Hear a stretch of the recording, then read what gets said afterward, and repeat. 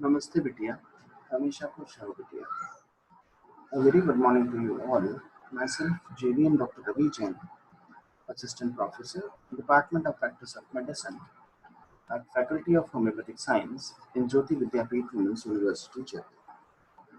In today's lecture, we are going to discuss about peripheral arterial diseases.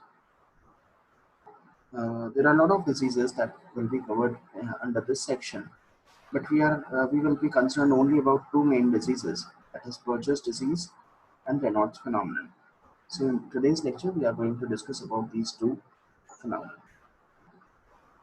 Now let's start with the Buerger's disease. Buerger's disease is also known as thromboangiitis obliterans. You can see the clinical condition, how it appears.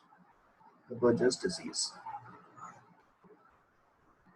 Now, what is Buerger's disease? Buerger's disease is an inflammatory obliterative arterial disease in which the blood vessels becomes inflamed, they swell, and they become blocked with blood clots or the thrombus.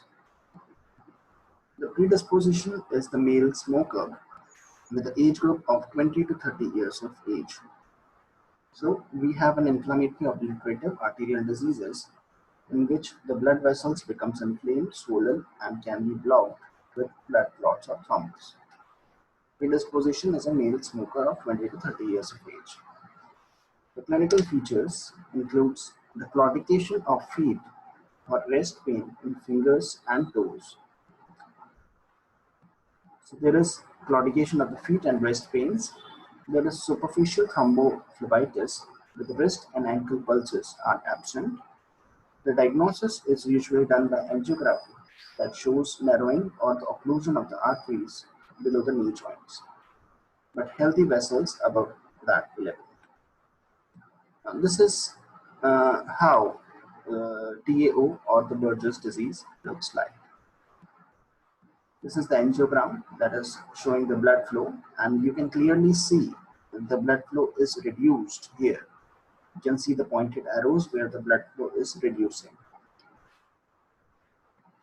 Now, how will you manage such a case of Buerger's disease? This condition remits if the patient stops smoking. So, stopping the smoking is the best deal for getting the improvement in case of Buerger's disease.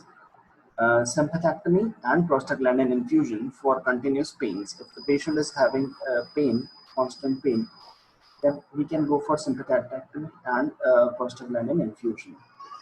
Bilateral below knee amputation is the most frequent outcome that is usually seen. You can see the image how the amputation is done in case of Buerger's disease. Now we come to another important phenomenon that is known as the Raynaud's phenomenon. You can see the picture, you can elicit how it looks like. Now, what is Raynaud's phenomenon? In the Raynaud's phenomenon, in this picture, you can see the normal circulation and the constriction of blood vessels. Now, in the below picture, you can see the extremities, first of all, in Raynaud's phenomenon becomes white due to lack of blood flow.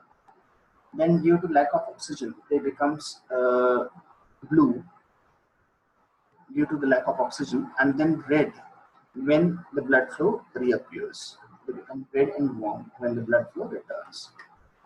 So Raynaud's phenomenon, what is it? It is basically a disorder of the blood vessels, usually in the fingers and the toes, which causes the blood vessels to narrow on the cold exposure or emotional stimuli.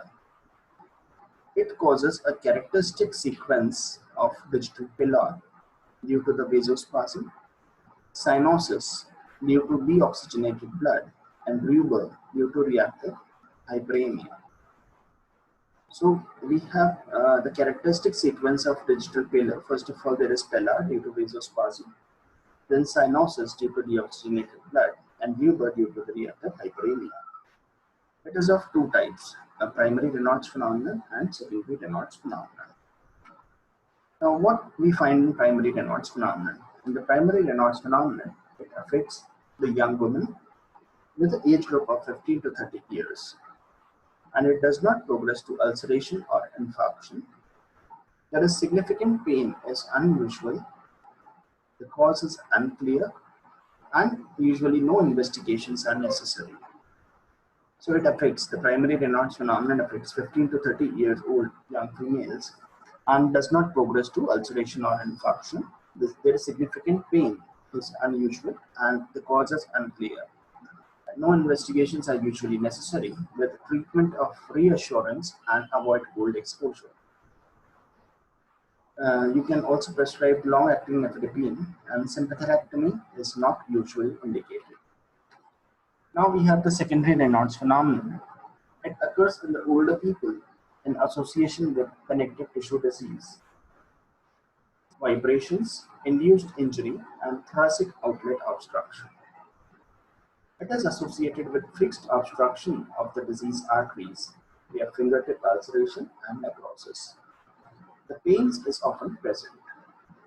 So secondary Raynaud's phenomenon occurs usually in the old people and is associated with the connective tissue disease with vibration, induced injury, and thoracic outlet obstruction. It is associated with fixed obstruction of the digital arteries, fingertip ulceration, and necrosis. The pain is usually present.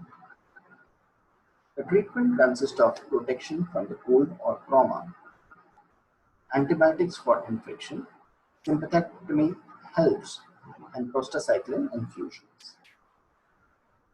So this is the picture of Raynaud's phenomenon, how ulceration develops later. This was all for today. In the next lecture, we are going to discuss about tetralogy of Raynaud. This session is powered by digital version 2.0 JAYOTI VIDYAPEETH Women's University. I hope you are satisfied with my digital session. If you have any query, please mention in the comment box and I'll try to resolve it. So this was all for today. Thank you very much. We will be meeting in the next lecture tomorrow.